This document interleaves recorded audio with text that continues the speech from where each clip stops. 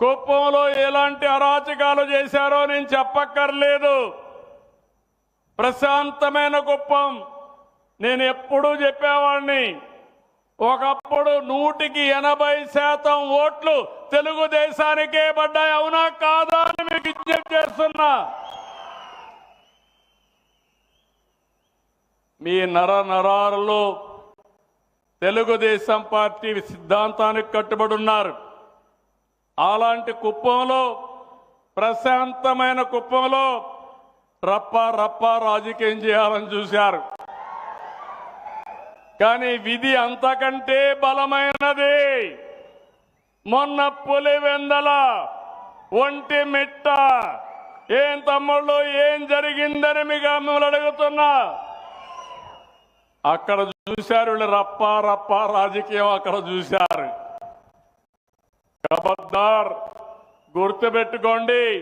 తమాషా అనుకుంటే ప్రజలు మిమ్మల్ని క్షమించే పరిస్థితిలో ఉండరని మరొకసారి హెచ్చరిస్తున్నా. నేను ఎప్పుడూ ఒకటే ఆలోచిస్తూ ఉంటాను. రాజకీయం అంటే సేవాభావం ఉండాలి. రాజకీయం అంటే రౌడీయిజం కాదు. రాజకీయం అంటే ప్రజలకు జవాబుదారీతనంగా ఉండాల్సిన బాధ్యత మనందరిపైన ఉంది. ఎన్నికల కంటే ముందు ఒక మాట చెప్పాను. సంపద సృష్టించడం తెలిసిన పార్టీ ఎన్డీఏ. మళ్ళీ మీరు అధికారం ఇవ్వండి, అభివృద్ధి చేస్తాం, సంక్షేమాన్ని ఇస్తాం. అందుకే సూపర్ 6 అని చెప్పి సూపర్ హిట్ చేసిన పార్టీ ఎన్డీఏ. ఏం తమ్ముళ్ళు మిమ్మల్ని అందరిని అడుగుతున్నా, ఏమమ్మా మీరు చెప్పాలి ఆడబిడ్డలు.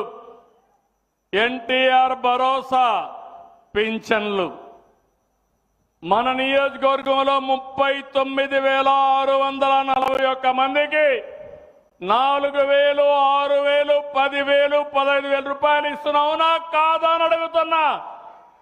అవునంటే